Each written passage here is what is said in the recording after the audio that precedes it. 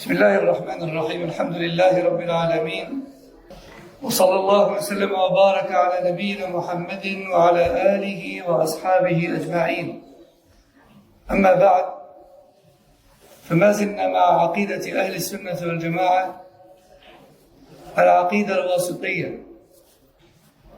قال المصنف رحمه الله وهو شيخ الإسلام ابن تيمية: وقد دخل فيما ذكرناه من الإيمان بالله الإيمان بما أخبر الله به في كتابه وتواتر عن رسول الله صلى الله عليه وسلم وأجمع عليه سلف الأمة من أنه سبحانه وتعالى فوق سماواته على عرشه، علي على خلقه، وهو سبحانه معهم أينما كانوا، يعلم ما هم عليه، يعلم ما هم عاملون، كما جمع بين ذلك في قوله تعالى، يعني جمع بين علوه وعلمه، كما قال تعالى: هو الذي خلق السماوات والأرض في 6 أيام ثم استوى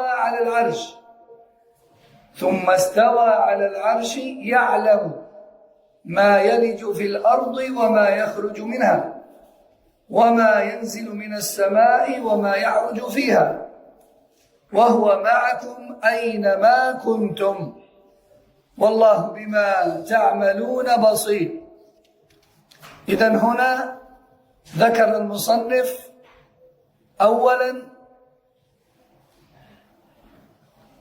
أصلا من أصول أهل السنة في الاعتقاد، وهو الإيمان بأن الله فوق سماواته على عرشه، علي على خلقه، ومع ذلك فإنه معنا ويعلم ما نحن عاملون. والدليل على ذلك قال في كتابه وتواتر عن رسول الله صلى الله عليه وسلم وأجمع عليه سلف الأمة. إذن فالدليل على هذا الأصل ماذا؟ القرآن والسنة والإجماع. وهذا هو مستقى أهل السنة والجماعة في عقيدته، فإن عقيدتنا نستنبطها من كلام الله وسنة رسول الله صلى الله عليه وسلم وإجماع سلف الأمة من الصحابة والتابعين وأتباع التابعين.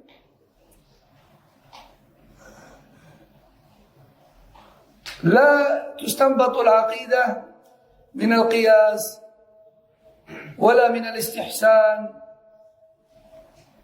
ولا من اجتهاد. العقيدة لا تكون إلا مجمع عليها، مأخوذة من القرآن والسنة الصحيحة وإجماع خير الأمة، وهم القرون الثلاثة المفضلة الذين قال الله تعالى عنهم، أو الذين قال صلى الله عليه وسلم عنهم: خير الناس قرني ثم الذين يلونهم ثم الذين يلونهم. والذين قال الله عنهم في القرآن: والسابقون الأولون من المهاجرين والأنصار والذين اتبعهم بإحسان رضي الله عنهم ورضوا عنه. ولذلك قال بعض أهل العلم قديما وحديثا: إن الانتساب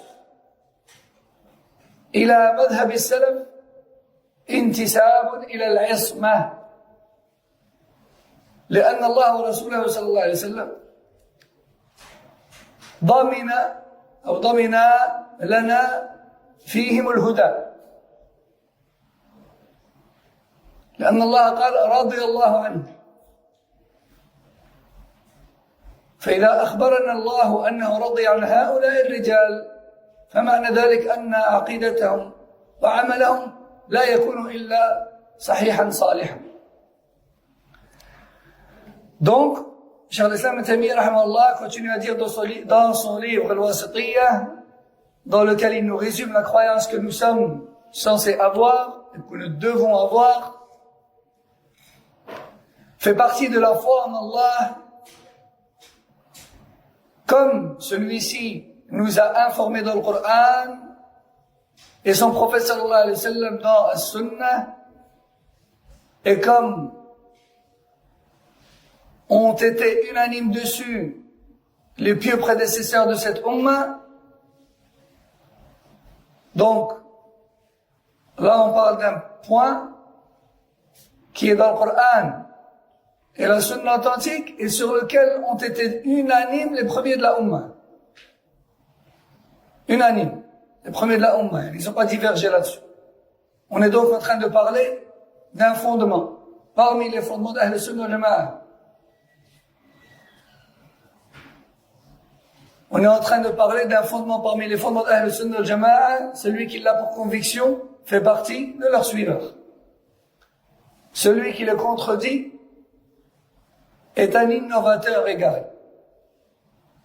Pourquoi? Parce qu'ils ont été unanimes dessus. Allah a tellement été clair dessus, lui et son messager, que les premiers n'ont pas divergé dessus. Les premiers dont Allah nous a garanti la voie et le suivi n'ont pas divergé dessus. Et il est impossible qu'Allah subhanahu wa ta'ala ait laissé la possibilité d'une divergence dans un sujet religieux duquel dépend la droiture ou l'égarement de la personne. Ça, c'est pas possible. Oui, il y a des divergences et Allah Azza wa Jal a prédestiné qu'il y ait des divergences dans certains sujets pour une raison bien précise, mais pas dans les fondements. Sahaba ont été unanimes sur des choses, ainsi que leurs élèves et les élèves de leurs élèves, et ces choses-là, c'est ce qu'on appelle usul Ahl Sunnah wal Jama'ah, les fondements des gens de la Sunnah.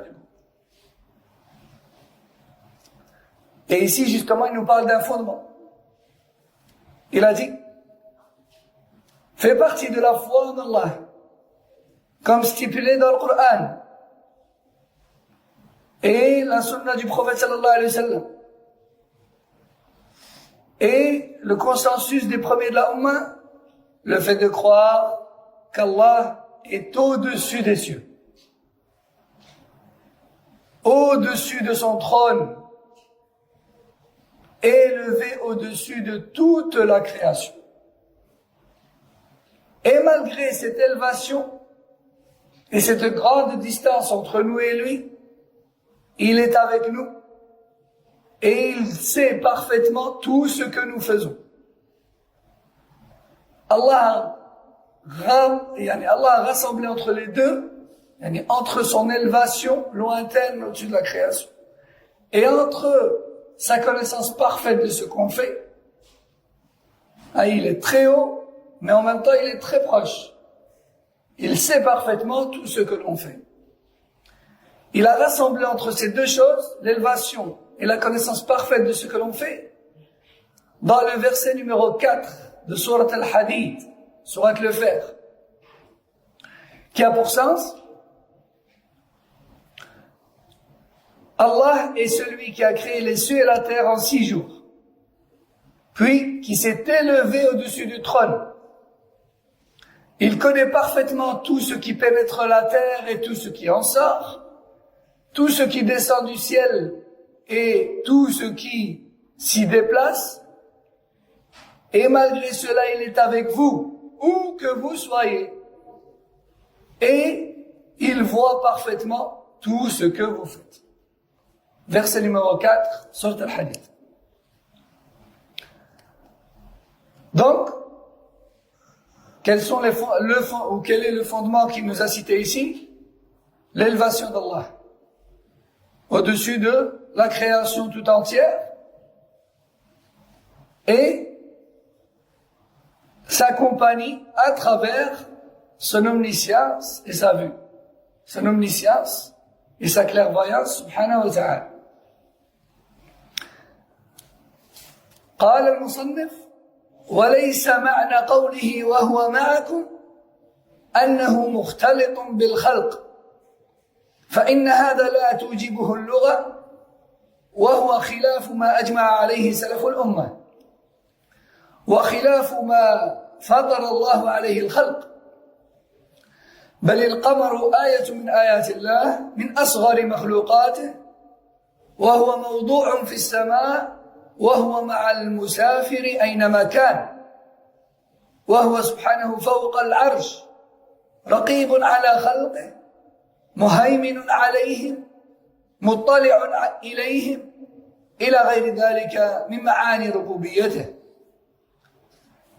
Alors soyez attentifs, Cheikh l'Islam Ibn Taymiyyah développe et il nous dit lorsqu'Allah nous dit qu'il est avec nous, cela ne signifie pas qu'il est mélangé à la création. Cela ne signifie pas qu'il se trouve à l'intérieur de la création.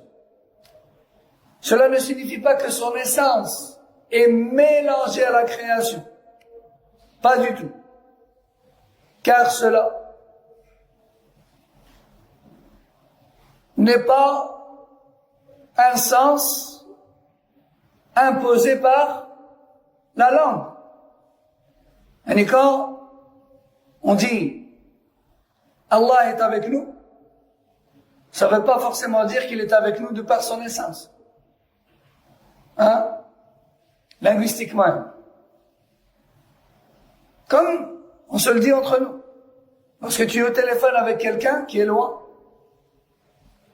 quelqu'un, maintenant, qui a besoin de ton soutien et de ton aide, et tes conseils, dans une situation dans laquelle il est là à l'instant T, et que tu lui dis, t'inquiète pas, je suis avec toi.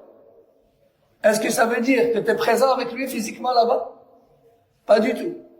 Ça, c'est nous, les créatures. Alors que dire du Créateur, subhanahu wa ta'ala? Donc, Cheikh l'Islam Ibn Taymiyyah nous dit, lorsqu'Allah dit dans le verset, Allah est avec vous, ça ne veut pas dire qu'il est mélangé à sa création et présent de par son essence avec nous. Cela n'est pas forcément un sens voulu dans la langue arabe. De plus, c'est contraire au consensus des salafs. On a dit juste avant que les sahaba, et leurs élèves et les élèves de leurs élèves étaient unanimes et tous d'accord sur le fait qu'Allah, il est élevé au-dessus du trône. Et que malgré cela, il est proche de nous et nous surveille de près à travers sa clairvoyance et son ouïe, son omniscience, etc. Et c'est ça qu'avaient compris Sahaba. Et leurs élèves et les élèves de leurs élèves. Sahaba, tabi'un, atba' tabi'in. Donc, non seulement linguistiquement parlant, la compagnie d'Allah n'engendre pas forcément la présence de son essence avec nous, mais en plus de ça, ce n'est pas du tout ce que les premiers de la Ummah avaient compris, sans aucune divergence entre eux. Vous avez compris? En fait, Cheikh l'Islam Ibn Taymiyyah, il a avancé deux arguments pour répliquer à ceux qui disent non, Allah il est partout. Allah il est avec nous de par son essence. Il leur a dit, premier argument, oui, c'est vrai, le verset dit je suis avec vous, mais ça ne signifie pas du tout, dans la langue, ça ne signifie pas forcément, linguistiquement, qu'il est avec nous de par son essence. Comme l'exemple que je vous ai donné. Hein? Et qu'on va voir juste après. Et deuxièmement, est-ce que Sahaba, qui sont les premiers élèves et les premiers à avoir appris cette aqida, est-ce que c'est ce qu'ils avaient compris de Rasul sallallahu alayhi wa sallam? Ce n'est pas ce qu'ils avaient compris. Alors là, on pourrait nous dire, oui, mais ça porte à confusion, peut-être qu'il y a plusieurs manières d'interpréter. Alors on se pose la question, est-ce que Sahaba qui ont intercepté ou plutôt réceptionné cette croyance et cet enseignement de Rasul sallallahu alayhi wa sallam directement? Est-ce que certains avaient compris A et d'autres B? Est-ce que certains avaient compris qu'Allah est avec nous de par son essence et d'autres avaient compris qu'Allah est avec nous de par ses attributs? Non plus. Ils étaient unanimes, tous d'accord sur le fait que ce verset, ce hadith, signifie qu'il est élevé de par son essence et proche de par sa surveillance. Donc, les gens de Bid'ah qui ont innové cette interprétation et cette croyance n'ont en fait aucune issue et aucun argument solide. Et nous, qui faisons tout notre possible pour suivre les premiers musulmans, salaf salih, dans leurs croyances et leurs pratiques, on se doit d'apprendre leurs croyances et leurs pratiques pour nous-mêmes et pour la propager aux gens et pour la défendre contre les prétentions des menteurs dans la religion d'Allah, qui sont les gens de bid'ah.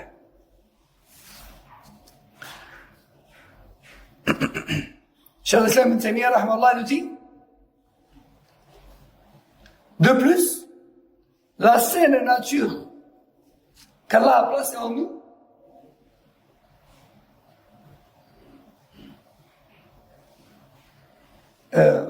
nous inculque naturellement que notre Créateur est au-dessus de nous. Et naturellement, on sait qu'Allah est au-dessus de nous. Et ça, c'est une fitra, c'est une saine nature qu'Allah a mis en nous. Si on demande à l'enfant, dont la fitra et la raison saine n'ont pas encore été souillées, si on lui demande où est Allah, il nous montre le ciel. Il nous montre la direction du haut. Cheikh al-Islam nous dit, il nous donne un exemple là-dessus. Un exemple sur, maintenant un argument palpable, un argument visible. Il dit, voyez par exemple la lune que l'on voit dans le ciel, qui fait partie des signes d'Allah, des signes de la capacité d'Allah, et qui fait partie des plus petites créatures d'Allah, et qui est placée dans le ciel, et que l'on peut observer à chaque instant et où que l'on soit sur terre. Il dit, le voyageur avance sans cesse et la lune est toujours au-dessus de lui. Et il l'aperçoit toujours dans le ciel. C'est vrai. Tu as beau rouler en voiture, tu vois la lune dans le ciel. Tu peux aller vers l'est, vers l'ouest, vers le nord, vers le sud. Si tu te trouves d'un côté de la Terre, du globe terrestre, qui se trouve face à la Lune à ce moment-là, tu la verras toujours. Tu peux rouler à 100, 200, 300, 400 km/h. Tu lèves la tête, tu verras la Lune. Sahlala, tu verras la Lune. Ça, c'est la création. Que dire alors du Créateur, subhanahu wa ta'ala, qui est bien plus immense, bien plus grand, bien plus puissant, et qui est au-dessus de toute cette création. Et la Lune, elle est juste là. Mais au-dessus d'elle, il y a encore bien d'autres créations. Rasul sallallahu alayhi wa sallam nous dit dans le hadith, au-dessus du ciel de la dunya, il y a 7 cieux. Entre chaque ciel et le suivant, il y a 500 ans. Au-dessus du 7e ciel, il y a un océan de 500 ans. Au-dessus de celui-ci, il y a le kursi, le pose-pied. Au-dessus de le kursi, il y a l'arche, le trône. Et le kursi, par rapport au trône, leur taille est si différente que l'on pourrait la comparer à une bague que l'on jette dans un désert.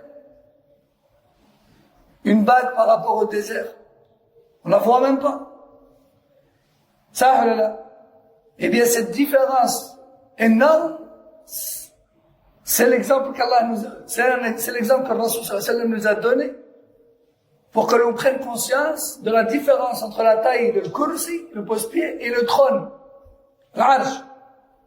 Et au-dessus du trône, Allah est élevé d'une manière qui lui sied et que lui seul connaît, subhanahu wa ta'ala. Donc ça, c'est ce qu'il y a entre nous et lui, et qui ne sont que des créatures. Hein? N'est-ce pas concevable qu'Allah Azza wa Jal soit élevé au-dessus de tout? Et malgré toute cette distance, il est parfaitement informé et il voit parfaitement tout ce qui se passe ici. Jalla wa ala. Et tout cela fait partie, et le fait qu'il surveille, qu'il voit, qu'il entend, etc. Et le fait qu'il est élevé et qu'en même temps il voit et il gère ce qui se passe sur cet univers, tout cela est relié à sa seigneurie, à sa rububiyya. Parce que rububiyya, c'est quoi? C'est af'al Allah. Rububiyya,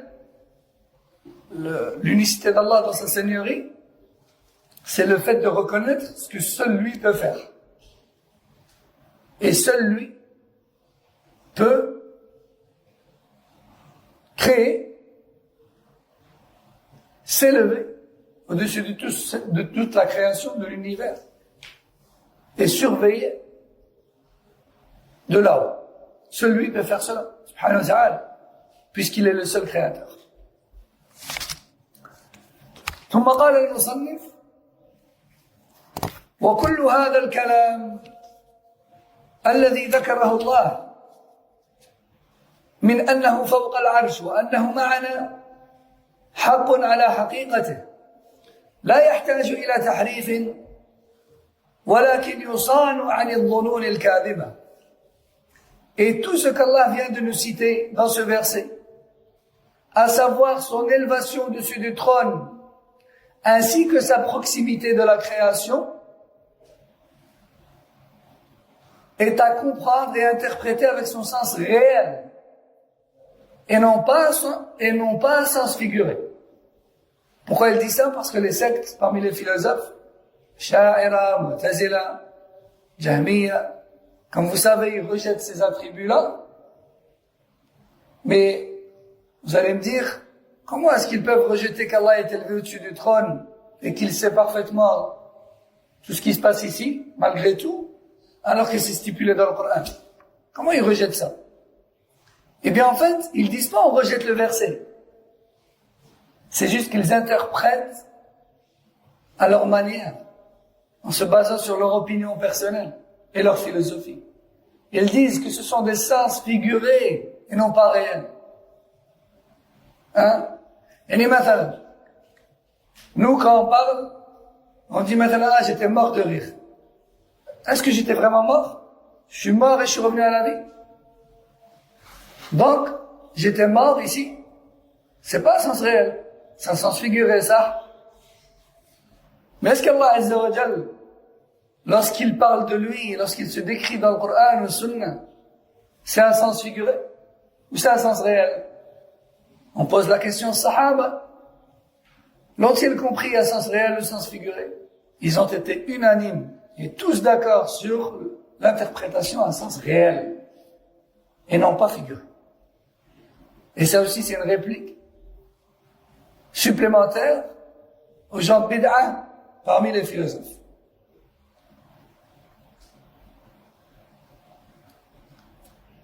C'est pour ça que Cheikh l'Islam Ibn Taymiyyah ici, il précise, il dit, et tout ce que nous venons de citer concernant Allah, parmi l'élévation et la compagnie à travers ses attributs, est à interpréter à un sens réel et non pas figuré. Tout le monde a compris ça? S'il y en a un qui n'a pas compris, qu'il lève la main. C'est important. On ne peut pas passer au-dessus de ça.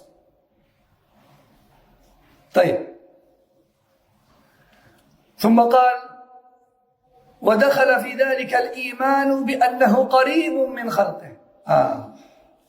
ذكر أصلا من الأصول وهو الإيمان بمعيته، والآن ذكر صفة أخرى وهي الإيمان بقربه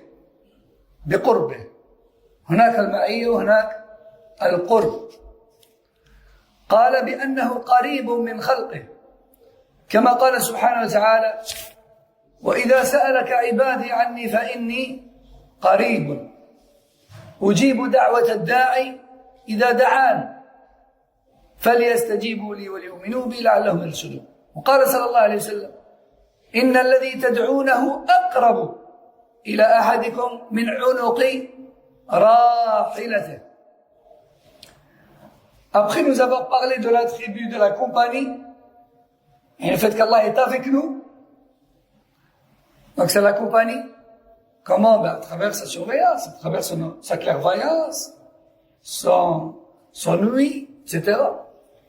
Maintenant, il va nous parler d'un autre attribut qui fait office de fondement également. C'est le fait de croire, cette fois-ci non pas en sa compagnie, mais en sa proximité. Proximité. Allah subhanahu wa ta'ala dit dans le Coran, Surat al-Baqarah, verset 186, qui a pour sens, si mes serviteurs te questionnent à mon sujet, alors dis-leur que je suis proche et que je réponds à quiconque m'invoque, qu'ils répondent donc à mon appel et qu'ils aient donc foi en moi. Peut-être vont-ils parvenir à suivre la droiture. Donc on voit dans ce verset qu'il dit « Je suis proche ». Et le prophète sallallahu alayhi wa sallam dit à Sahaba, un jour il a surpris Sahaba en train de lever la voix dans le dua. « Ya Rab, Ya Rab », il levait la voix. Et le Rasul sallallahu alayhi wa sallam leur a dit « Baissez la voix. Celui que vous invoquez est en vérité plus proche de vous que le cou de votre chamelle. Il est encore plus proche de vous que la monture sur laquelle vous vous trouvez à l'instant. Et la personne, lorsqu'elle est sur le chameau, parce qu'il était en voyage, le cou du chameau, il est juste devant lui. Ça, il le touche, il peut s'y tenir même. Et le prophète sallallahu alayhi wa sallam a dit, baissez la voix, car celui que vous invoquez est encore plus proche de vous que le cou de votre chamelle. Et le verset est connu. وَهُوَ أَقْرَبُ إِلَيْهِ مِنْ حَبْلِ الْوَرِيدِ.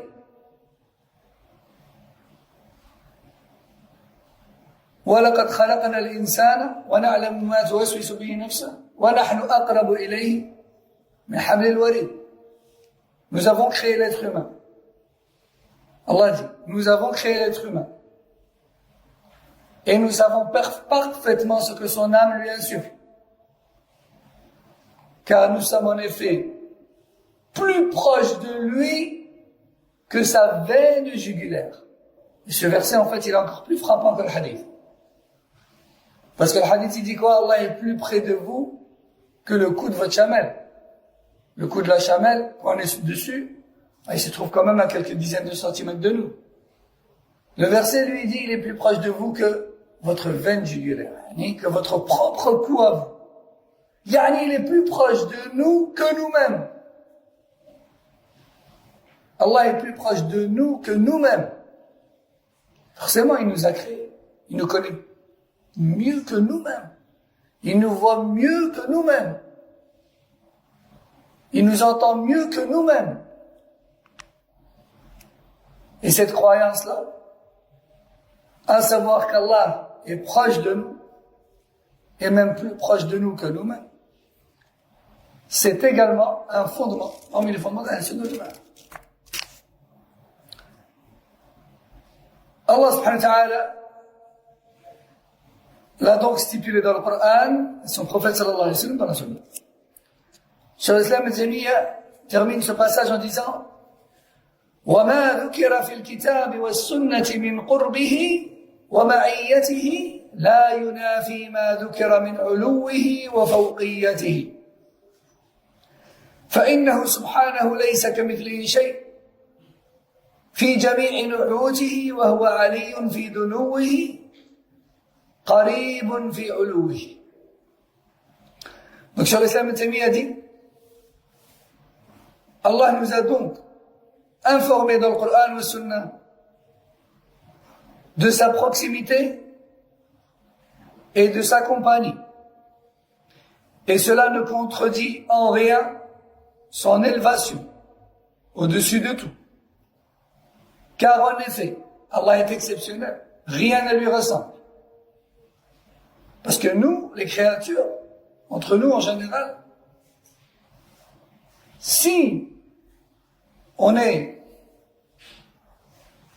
proche, alors forcément, on voit et on entend ce qui se passe. Mais si on est loin, et plus on s'éloigne, moins on voit et moins on entend. Et moins on sait ce qui se passe. Ça, là. Mais Allah, Jalla wa ala, lui, non. Lui, c'est le créateur, pas la créature. Et c'est pour ça que chez l'Islam, Tamiya dit, il n'y a aucune contradiction entre sa proximité et sa compagnie d'un côté et son élévation de l'autre. Pourquoi? Car rien ne lui ressemble. Et c'est lui, l'audient, le clairvoyant, comme il a dit dans le Coran. Il ne faut pas s'étonner. Allah est une exception, il est unique. Il est unique, c'est ça le tawhid. Il est unique. Et puis ensuite, il a dit une phrase célèbre, rapportée de Salaf. Cette phrase, c'est Allah est élevé malgré sa proximité et il est proche malgré son élévation. Allah est élevé malgré sa proximité et il est proche malgré son élévation. On a compris maintenant que lorsqu'on dit qu'il est élevé, on parle de son essence, et lorsqu'on dit qu'il est proche, on parle de ses attributs, avec lesquels il nous observe et nous surveille, subhanahu wa ta'ala. On va s'arrêter ici pour aujourd'hui, et on continuera la semaine prochaine, bi'idhnillah. Hada wallahu a'lam. Y a-t-il une question sur le cours d'aujourd'hui? Une chose qui n'a pas été claire sur le cours d'aujourd'hui? Tout est clair, alhamdulillah. Et pour les sœurs, n'hésitez pas, si quelque chose n'est pas clair, d'envoyer un email sur la boîte de la mosquée. Subhanakallahumma wa bihamdik, ashhadu an la ilaha illa ant, astaghfiruka wa atubu ilayk. Assalamu alaikum wa rahmatullahi wa barakatuh.